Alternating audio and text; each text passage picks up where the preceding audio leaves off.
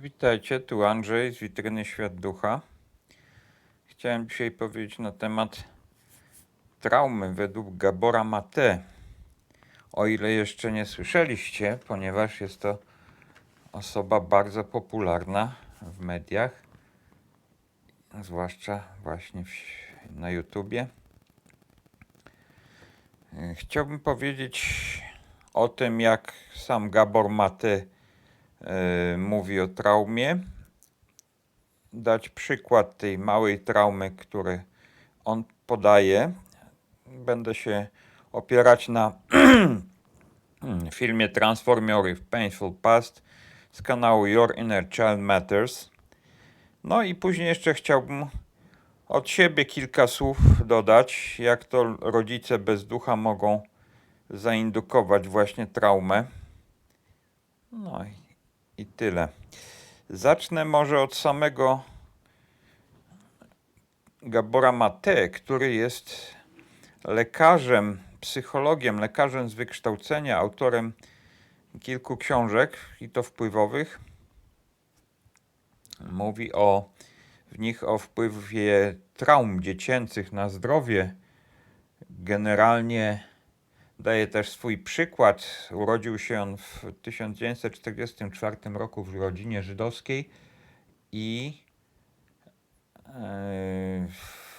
urodził się w Budapeszcie i musiał niestety jako małe dziecko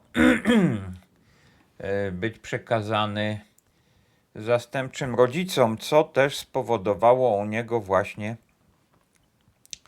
duże przeżycia, takie można właśnie powiedzieć traumatyczne. W swojej pracy badał uzależnienia od narkotyków, zwłaszcza, bo pracował w Vancouver w Kanadzie i pracuje nadal, chyba jeszcze, bo nic nie mówił, że odszedł na emeryturę. Mówi o tym, jak to w centrum Vancouver spotkał się z bardzo dużym nasileniem uzależnień od narkotyków, jak ci ludzie tam się w tej starszej, centralnej części, tak zwanym downtown Vancouver, nie umieli się odnaleźć w swoim życiu. I podchodził do nich z takim zrozumieniem, z humanitaryzmem. Zamiast mówić tak jak inni, co brałeś, to zaczął mówić, co przeżyłeś. I brać zaczął pod uwagę przeżycia takiego człowieka. Opowiada się za tym, że uzależnienie jest to forma krótkoterminowego złagodzenia cierpienia przez tego człowieka, który się uzależnia. A uzależniać się można od wielu rzeczy, od seksu, od jedzenia, od pracy, od social media, od hazardu, od narkotyków. Tak więc Gabor Mate mówi, że jest to forma samozaleczania objawów traumy, czyli jak łagodzenie cierpienia.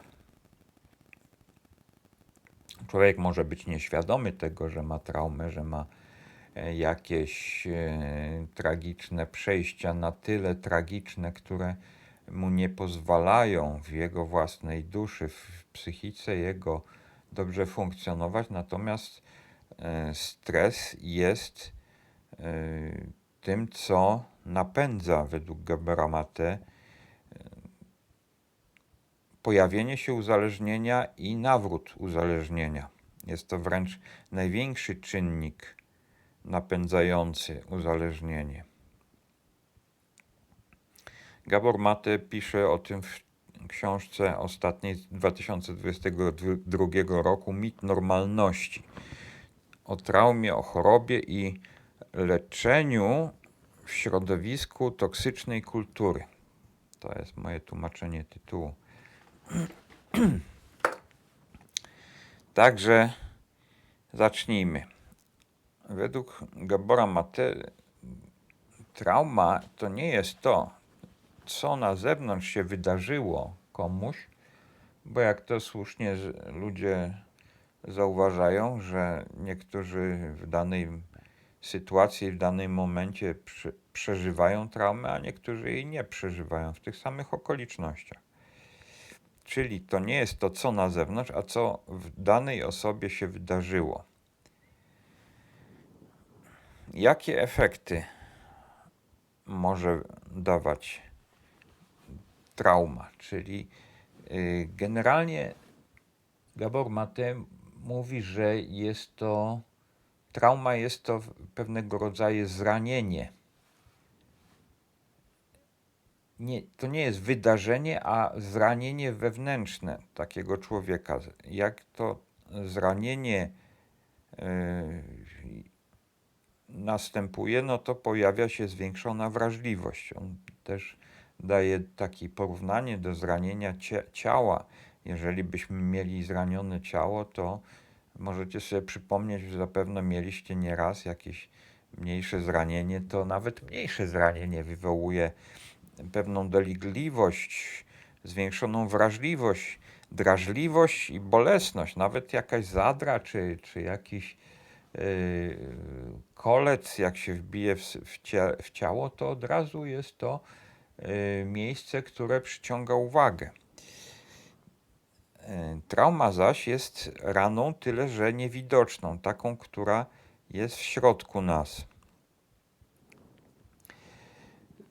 No, dajmy na to, nie będę teraz dawać jakichś obszernych przykładów traum, bo raczej jest to dosyć poważna sprawa, a Gabor Mate skupia się i skłania do zajmowania traumami dziecięcymi. I jest to zresztą bardzo zrozumiałe, ponieważ dziecko jako mała osoba wręcz fizycznie jest wielokrotnie mniejsze od osoby dorosłej. Tak więc nawet niewielkie poruszenia tej osoby dorosłej, która owa osoba może nie uważać za szkodliwe dla dziecka, to może jednak dla dziecka być to duże, względnie duże. W porównaniu do rodzica może być to coś dużego. I w tym momencie dziecko może to wziąć do siebie jako coś właśnie za dużego. Tutaj warto może wspomnieć taką definicję,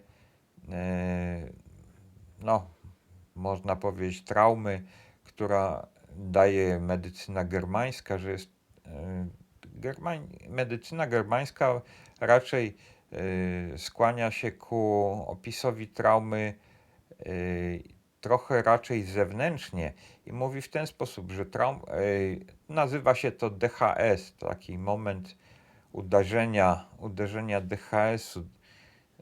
DHS to Dirk-Hammer syndrom. I ten DHS składa się z kilku elementów, że to jest wydarzenie nagłe, niespodziewane, tragiczne, dramatyczne, przeżyte w samotności. Czyli coś, co dotyka psychiki właśnie. Czyli dr Hammer, odkrywca medycyny germańskiej, on też skłaniał się ku temu, że jest to sprawa psychiki i jest to coś, co wywołuje w medycynie germańskiej tak zwany konflikt. Coś, co w środku człowieka, w psychice, w cudzysłowie, nie daje mu żyć. Takim elementem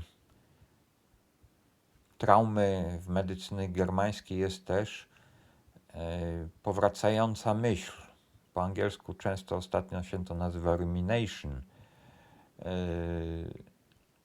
może to rumination nie dotyczy tak dokładnie traumy, ale jest dosyć mocno związane i warto sobie popatrzeć na te momenty właśnie takich natrętnych myśli, czy tam przypadkowo właśnie nie była trauma, czy tam człowiek kiedyś, nawet w wieku dojrzałym oczywiście, nie przeżył traumy. Na przykład w kontaktach z osobami narcystycznymi. Tutaj też jest warto sobie to jakby wziąć pod uwagę. Tak więc mówiliśmy o tym, że trauma jest to sprawa wewnętrzna, powoduje często długotrwałe skutki, mogą ciągnąć się one od dzieciństwa, no i jednym z nich jest coś, co można by nazwać takim nachalnym, natrętnymi myślami. Nachalne myśli, natrętne myśli. Coś, czego nie potrafimy odłożyć sobie na później. Tak? Wielu psychologów mówi, nie myśl o tym teraz, to wiesz co, sobie nie zawracaj głowy. Natomiast tak jak w przypadku właśnie jakiejś bolesności ciała, tak samo i w przypadku bolesności w umyśle, w duszy, to też się to jakby pojawia. Psychologia zorientowana na proces Arnolda Mindela to bardzo dobrze zna, że są to pewne takie symptomy wtórne, czy sygnały wtórne, bo są sygnały pierwotne, to co człowiek chce i mówi i robi, i są sygnały wtórne, to co śniące ciało w człowieku, czyli można powiedzieć dusza, chce powiedzieć nam, czyli w tym również jakieś nawracające myśli, jakieś sprawy, które się cisną nam do głowy i nie możemy się od nich opędzić, tak? Chcielibyśmy dobrze funkcjonować, a tutaj się nie daje, bo psychika nam coś podpowiada i coś nierozwiązanego. Gabor Mate mówi też, co inni nie mówią, że jest coś jak blizna, tak? Tak po tej ranie traumatycznej, czy jako skutek zaleczenia tej rany traumatycznej jest to blizna. No może inni to też ujmują, tylko nie w ten sposób. Mówi, że jest to kwestia usztywnienia jakiegoś funkcjonowania, obniżenia funkcji danego człowieka. Może się to na bardzo różne sposoby objawiać. Ja może swój dam przykład.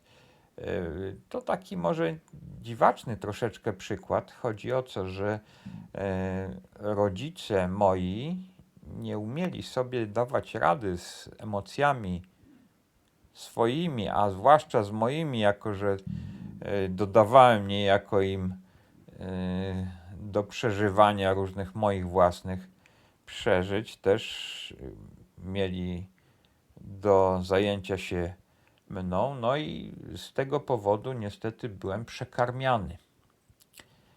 I jakby to powiedzieć, w ciele wręcz można by to nazwać też jakimś efektem traumatycznym, ponieważ później, już w liceum na przykład, miałem kłopoty z bieganiem z powodu otyłości. I ta obniżona funkcjonalność u mnie zupełnie jawnie się objawiała w postaci tego, że jak cała klasa biegała wokoło boiska, to ja się ciągnąłem na samym tyle i ledwo językiem po ziemi. Tak miałem duży poziom insuliny, można powiedzieć, i tak słabo mój organizm korzystał z glukozy i tłuszczów zgromadzonych w sobie i nie miałem siły. Mimo tego to jest paradoks właśnie insulinooporności, że człowiek otyły ma zgromadzone bardzo wielkie ilości paliwa w tkankach, bo tłuszcz jest paliwem, ale nie ma do niego dostępu. Także to można, ja osobiście rozumiem jako po prostu jakąś taką bliznę, taki efekt długotrwały przeżyć traumatycznych, tak? Jak to wcześniej mówiłem, że uzależnienie może być również od jedzenia, jak najbardziej. Jedzenie może przykrywać cierpienie, co u mnie też się działo. Tutaj Gabor Mate mówi o takim przykładzie małej traumy. Mówi o tym, że trauma przez małe T, jak on to nazywa, dotyczy tego, co rodzice powinni zrobić, a nie zrobili. Czyli na przykład rodzic nie umiał się zająć stanami emocjonalnymi dziecka. I w tym momencie dziecko jakby miało duże emocje, ale nie mogło się podzielić z rodzicem, bo rodzic nie umiał z tym pracować, nie umiał sobie poradzić sam ze swoimi na przykład emocjami. A jeszcze co do tego z emocjami dziecka. I w tym momencie Gabor Mate sugeruje, że jest to możliwe, że jakieś tam wczesne podstawy stanów depresyjnych mogą pochodzić z tamtych obszarów, kiedy to dziecko miało jakieś duże przeżycia, a musiało je stłumić. Depression to jest właśnie, depresja to jest tłumienie tych. I tak dziecko się skutecznie stłumiło, że później w czasie dużego stresu owe postawy depresyjne, przeżycia depresyjne mogą się jakby pojawiać, ponieważ ten pojemnik, ta czasza, ta szklanka z emocjami u dziecka, z tymi no wręcz u osoby dorosłej już, może się przelewać z powodu stresu. I taki ktoś może wręcz nagle przestawać dobrze funkcjonować. Mimo tego, że ileś lat się udawało, ale już kolejne stresy już mogą przelewać brzeg owego pojemnika, tak? Więc trauma przez małe T według Gabora Mate to jest to, co się nie wydarzyło, a powinno. To znaczy razem z różnymi zachowaniami rodziców, które miały pomóc dziecku w wejściu w życie, w wychowanie, na przykład rozmowy z dzieckiem o chociażby tym, jak się jego rówieśnicy zachowują i jakie to w tym dziecku wywołuje rezonanse, jak dziecko to odbiera, co przeżywa. Dziecko może mieć konflikty różne, przeżywać, czy to ze sobą, czy w sobie, czy z innymi ludźmi, z rodziną, z kolegami. Jeżeli się o tym nie mówi, jest to zaniedbanie, oczywiste zaniedbanie i jest to właśnie też rodzaj traumy dziecięcej. Trauma przez małe T. No i tak jak mówiłem, jeżeli jest to jakaś treść części wywiadu z kanału Your Inner Child Matters, czyli Twoje wewnętrzne dziecko się liczy, i nazwa filmu to Transform Your Painful Past. Przetransformuj swoją bolesną przeszłość. Ja bym chciał jeszcze tutaj kilka słów dodać,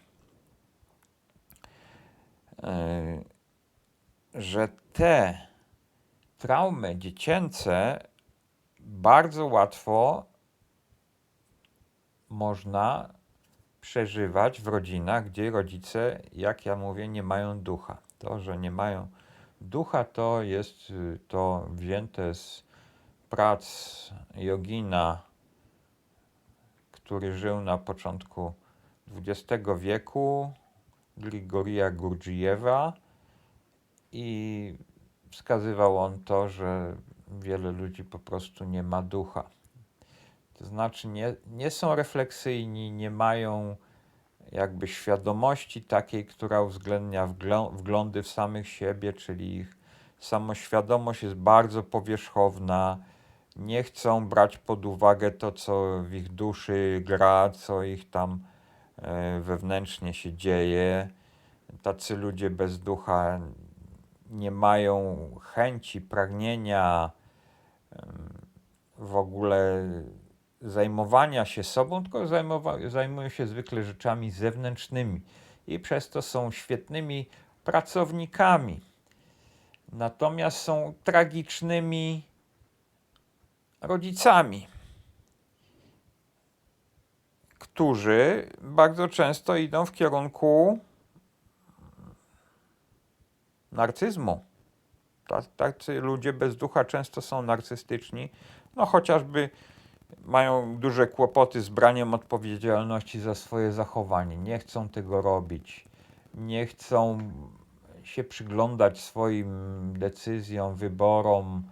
Uważają siebie za wystarczająco poprawnych, żeby w ogóle nic o sobie nie mówić. No i w tym, tak jak mówię, mogą być narcystyczni.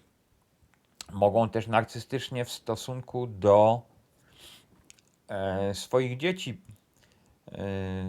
się zachowywać, co oczywiście skutkuje tym, że dziecko przeżywa właśnie tą mniejszą traumę i jest, że tak powiem, emocjonalnie, uczuciowo niedożywione, że ma obszary w uczuciowości, które są, powiedzmy, niezaopiekowane. Co ciekawe, jeżeli są rodzice bez ducha, to też mogą być i dzieci też bez ducha. Dzieci, chociaż dziecko może mieć ducha, ale nieobudzonego. Może mieć duże kłopoty ze sobą i może wydawać się też jako nie mające ducha. Tak czy inaczej, duże stresy i traumy dziecięce mogą powodować to, że dziecko może być nieodpowiedzialne. Dlaczego? Może być wysoce skrzywdzone. I poziom tego skrzywdzenia może być na tyle duży, że dziecko jakby w sobie samym ma taki wewnętrzny dramat, właśnie może mieć zranienia wewnętrzne, traumy dziecięce. Dla osób dorosłych to profesor Dąbrowski mówił o ambiwalencjach, ambitendencjach. Niemniej to może być ktoś bez ducha. Takie dziecko. Czyli to nie tylko osoba dorosła może nie mieć ducha, ale też i dziecko. I w jednym i w drugim przypadku można to też i poznać w jakiś tam sposób po postawach roszczeniowych, że mnie się należy. Tak? Ja to mówię, że ja nie jestem rasistą, ale bardzo nie lubię ludzi roszczeniowych. Nie lubię ludzi roszczeniowych niezależnie z jakiej rasy by nie byli. Czy to są Polacy, czy to są jakiejś innej narodowości osoby, kłopot jest z osobami właśnie nie mającymi ducha, ponieważ mają postawy roszczeniowe, mają postawy wręcz narcystyczne, chociaż bardziej raczej egoistyczne niż narcystyczne, chociaż można powiedzieć, że narcyzm jest tak jakby wyższą oktawą egoizmu. No dobrze. Także tutaj powiedziałem o osobach bez ducha, które mają kłopoty z braniem odpowiedzialności i tworzą traumy u dzieci swoich. A dzieci z kolei same mogą też przejawiać właśnie roszczeniowość, czy wręcz postawy egoistyczne, socjopatyczne, nieodpowiedzialne. I takim podsumowaniem tego jest to, że te obciążenia się przekazują na kolejne pokolenia. Błędy rodziców skutkują obciążeniami u dzieci.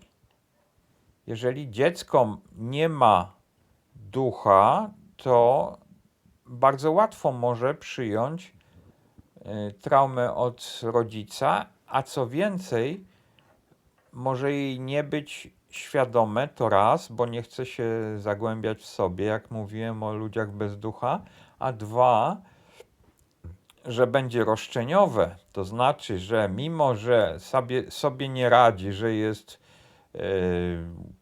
można powiedzieć, albo niedouczone, bo się nie umiało nauczyć w szkole czegoś, albo nie radzi sobie z emocjami, ponieważ tam w środku jego jest bałagan straszliwy w emocjach, w uczuciach, ale takie dziecko może mieć dobrze funkcjonującą osobowość i sobie wyobrażać, że ileś rzeczy mu się należy, tak, że tak powiem, z przydziału. Także zarówno rodzice bez ducha, jak i dzieci bez ducha mają kłopoty, ponieważ łatwo przechodzi przez nich owa trauma transgeneracyjna, czyli inaczej mówiąc w ezoterycznym języku karma pokoleniowa. Natomiast jest inaczej dla ludzi mających ducha i dla dzieci mających ducha. Tutaj akurat nie napisałem tego. Chodzi o to, że osoba mająca ducha ma refleksję. Nawet jeżeli jest dzieckiem, to jest to dziecko mające ducha. I to dziecko będzie się zastanawiać, co ja przeżywam, dlaczego ja to przeżyłem, dlaczego rodzice mi to zrobili, dlaczego oni są tacy wobec mnie. Być może, że to dziecko nie będzie w ogóle miało rozróżnienia, że akurat jego rodzice nie mają ducha, nie będzie wiedzieć, ale może czuć, że coś jest nie tak z rodzicami. Że to rodzice sami nie potrafią się uspokoić, że oni sami nie potrafią skontrolować swoich emocji na tyle, nie potrafią na tyle pracować z własnymi emocjami, żeby nie szkodzić dziecku i szkodzą dziecku. Ja pamiętam, jak moja matka mnie zapewniała, że ona się wścieka tak na mnie z powodu mnie samego. Nie wiedziałem o tym, że już wtedy była mocno uzależniona od alkoholu. I tak się zastanawiałem, że to, co mówi, że ja to jestem tym główną przyczyną jej wściekłości, gniewu, to mówię, no to jest coś za dużo. To ja tego nie kupuję. To nie jest to nie jest po prostu tak aż chyba możliwe. Ja nie jestem aż takim złym dzieckiem, żebym wywoływał aż taką wściekłość, tak? I tak sobie wziąłem i zrobiłem, mówię, no to okej, to w takim razie będę jednego dnia spróbuję po prostu nie tyle być sobą, co być super dzieckiem, takim, że w ogóle nie ma nic do zarzucenia. No i się okazało, że moja matka, mimo tego, że ja się tak bardzo starałem być spokojny, cichy, radosny i tak dalej, ona i tak się na mnie wściekła, jak przyszła z pracy. No to mówię, no to nie ja. To po prostu moja mama. A miałem wtedy, nie wiem, 5 lat. I po prostu stwierdziłem, że co ona mi mówi, to nie jest prawda. Także możecie to zauważyć, że miałem na tyle refleksji, że już wtedy się zastanawiałem, o co tu chodzi. Tak? Osoby mające ducha mają refleksję na temat siebie samych, na temat wnętrza siebie, na temat wnętrza innych ludzi. Osoby, które mają refleksję na temat świata zewnętrznego, nie muszą mieć ducha. Nie muszą. Mogą mieć duże refleksje na temat chorób, ciała fizycznego, bo to jest świat fizyczny. Mogą mieć i być lekarzami, nawet być świetnymi lekarzami, nawet być doskonałymi lekarzami, naturoterapeutami, cudawianki w ogóle. Ale jeżeli jest to branie pod uwagę ciała fizycznego, zewnętrza, to może ten człowiek nie mieć ducha. Dalej, jeżeli ktoś zbuntowany jest przeciwko systemowi, w którym żyjemy, przeciwko Anunnakom, przeciwko rządom, przeciwko rządowi światowemu i tak dalej, przeciwko różnym rzeczom, jest zbuntowany, nie musi mieć ducha. Może mieć rozważania, może mieć no dajmy na to kanał na YouTubie, na którym będzie opowiadał, jak to jest i wobec kogo jesteśmy poddani, a wobec kogo nie jesteśmy poddani, jakie mamy wolności, że powinniśmy walczyć o to i tak dalej. Ten ktoś nie musi mieć ducha. To nie jest konieczne, żeby mieć ducha. Refleksje na temat zewnętrzności świata nie mówią jeszcze, że ten człowiek ma ducha. Znam wielu ludzi, którzy robią wielkie akcje właśnie takie społeczne, czy nawet wręcz takie parapolityczne, a nie mają ducha. No dobrze, także od traumy, od tego, co jest tą traumą, od efektów tej traumy, przeszliśmy do tak zwanej małej traumy, czyli tego, co się nie wydarzyło, a powinno. Przez to przeszliśmy do rodziców bez ducha, którzy właśnie dosyć często nie robią tego, co powinni. Chociażby mówienie o uczuciach, rozmowa o uczuciach. Człowiek bez ducha nie będzie ich brał pod uwagę za bardzo, wręcz prawie że w ogóle. I w tym momencie może być to podstawą traumy transgeneracyjnej, przekazywanej z pokolenia na pokolenie. I człowiek z duchem jako dziecko może być poddany takiej traumie, że to nie tylko jego rodzice zawinili, ale jeszcze przed rodzicami, dziadkowie, pradziadkowie i tak dalej, te wszystkie przeżycia, wewnętrzne przeżycia, uczuciowe, trudności, traumy poprzednich pokoleń przekazywały się aż skupiły się na obecnym człowieku, obecnym dziecku, obecnym młodym człowieku I jeżeli ten człowiek ma ducha, no to ma z czym się mierzyć. Ma dużo treści uczuciowych, emocjonalnych w sobie, które są, no powiedzmy sobie, trudne, nie są takie łatwe, nie są. Dusza takiego człowieka jest poważnie rozczłonkowana, jest poważnie poszatkowana na wiele różnych postaw, na wiele różnych dziwnych rzeczy tam można w tej duszy znaleźć. Tak właśnie się wyjawia karma pokoleniowa. I pozytywne coś, że taki człowiek mający ducha ma szansę z tego wychodzić. Ma szansę. Jego, człowieka mającego ducha, ta trauma transgeneracyjna nie musi aż tak bardzo definiować. Może zauważać ją, może z niej wychodzić, może pracować z nią. Także to było na temat traumy według Gabora Mate plus moje dopowiedzi, jakby to powiedzieć.